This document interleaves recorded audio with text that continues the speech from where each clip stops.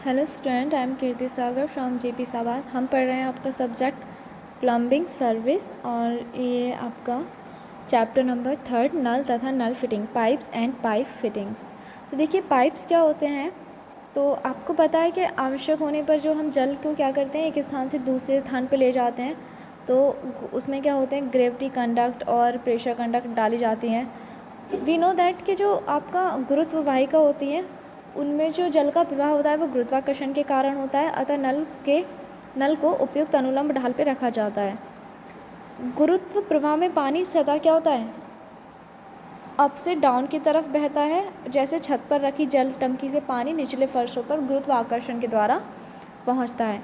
नहरों में भी जल का प्रवाह क्या रखते हैं हम, ग्रेविटेशनल फ्लो रखते हैं, और इसके वजह से क्या होता है, जो नहर की तली होती है उसमें हम अनुलंब ढाल देते हैं। दाब वाहिका में क्या होता है, जल उपयुक्त दाब से प्रवाहित किया जाता है। जल में यह दाब पानी के स्रोत की ऊंचाई के कारण अथवा पंपन द्वारा उत्पन्न किया जाता है। दाब के कारण जल किसी भी ऊंचाई तक पहुंचाया जा सकता है।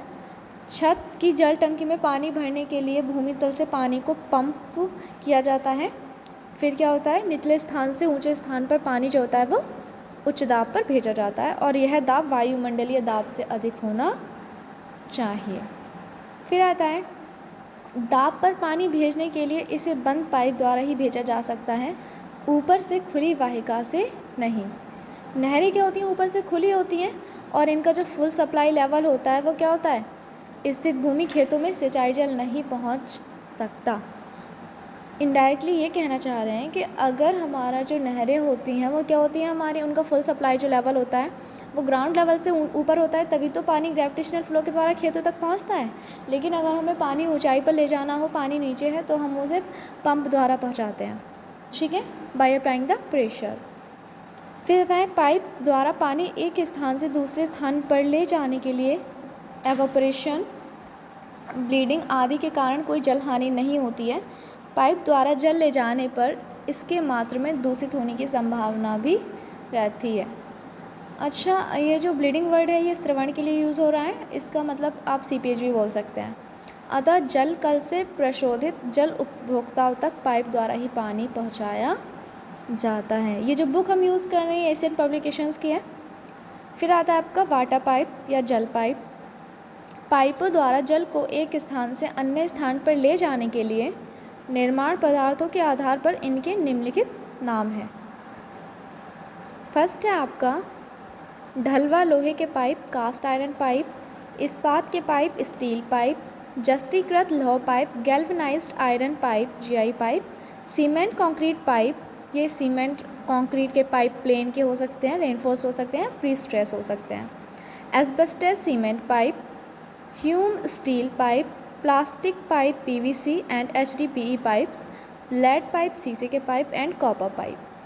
पाइपों पर जल का आंतरिक दाब तो रहता ही है, लेकिन इन पर क्या होता है, भराव, मृदा, ताप परिवर्तन, जलाघात व झटकों के कारण भी स्ट्रेसेस इनमें उत्पन्न होते हैं।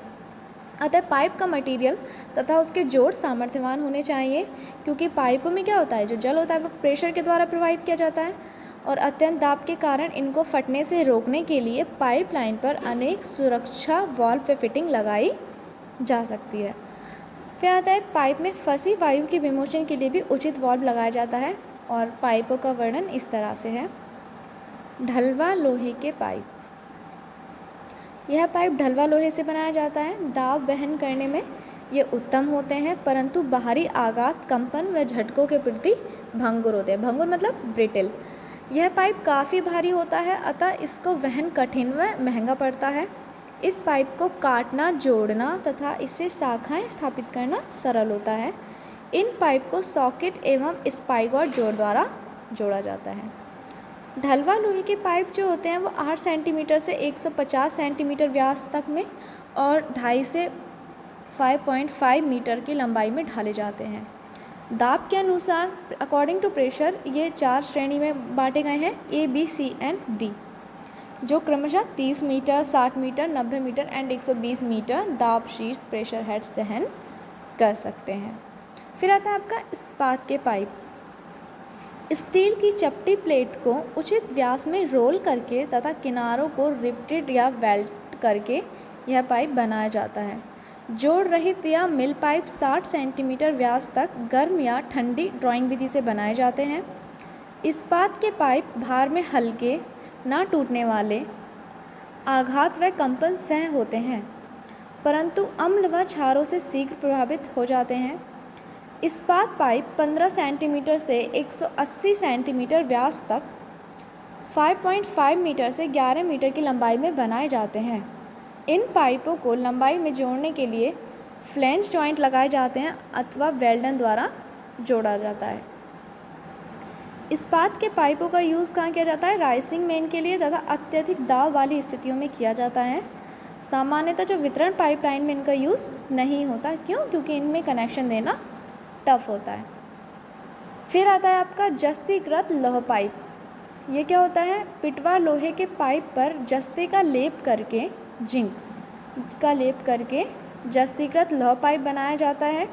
जस्ते का प्रलेपन करने पर इनका संक्षारण नहीं होता। संक्षारण मतलब जंग। जस्तीकृत लौह पाइप 13, 20, 25, 38, 50, 75, 100 mm व्यास में 7 मीटर की लंबाई में बनाए जाते हैं। इनमें चूड़ी काटना, जोड़ना, ब्रांचेस देना और बिछाना सरल होता है, इसलिए घरेलू जल आपूर्ति में इनका अत्यधिक उपयोग किया जाता है। इनको सर्विस पाइप भी कहते हैं। इनकी सेवा आयु काफ़ी होती है और इसकी फिटिंग आसानी से भी मिल जाती है। फिर आता है आपका सीमेंट कंक्रीट पाइप। ये क्या होते हैं? आपकी प्री कास्ट हो सकते हैं या कास्ट इन सिटू होते हैं। कंक्रीट अगर आपने पढ़ी है तो आपको precast and cast in situ पता होना चाहिए। जब पाइप के भीतर पतले सरियों का अथवा तारों का जाल डाला जाता है तो यह आरसीसी पाइप कहलाते हैं। आरसीसी पाइप सादा कंक्रीट पाइप से अधिक सामर्थ्यवान व टिकाऊ होते हैं। प्रबलित कंक्रीट मतलब आरसीसी कंक्रीट पाइप कार्य क्षमता के आधार पर pressure pipe, non pressure pipe 2 प्रकार के होते हैं। जल सप्लाई के लिए दाब पाइप तथा जल निकासी व सीवरों के लिए नॉन प्रेशर पाइप का यूज़ होता है। ये पाइप 8 सेंटीमीटर से 120 सेंटीमीटर व्यास में 1 मीटर से 3 मीटर की लंबाई में ढाले जाते हैं। कंक्रीट पाइपों को संक्षारण नहीं होता, इनको जोड़ना लंबाई में सरल होता है। इन पाइपों की आयु 75 वर्ष तक लगभग होती है। कंक्रीट पाइप भारी होते हैं और इनका वहन कठिन पड़ता है। इनके चटक जाने का भी भय रहता है और लंबाई में जोड़ने के लिए इन पे कॉलर जॉइंट लगाया जाता है। फिर आता है आपका asbestos cement pipe. AC pipe cement में एस्बेस्टस के रेशों को मिलाकर अपकेंद्री ढलाई से बनाए जाते हैं। इनको काटना, जोड़ना तथा इनमें छेद करना सरल होता है। इन पाइपों को भी जंग नहीं लगती, इनका वहन सरल होता है। इससे ब्रांचेस निकालना आसान होता है। ये कम दाब के लिए ही उपयुक्त होते हैं, ज़्यादा प्रेशर के लिए इन्हें नहीं बनाया जाता। एसी पाइप 5 सेंटीमीटर से 100 सेंटीमीटर डायामीटर एवं 4 मीटर की लंबाई तक बनाए जाते हैं।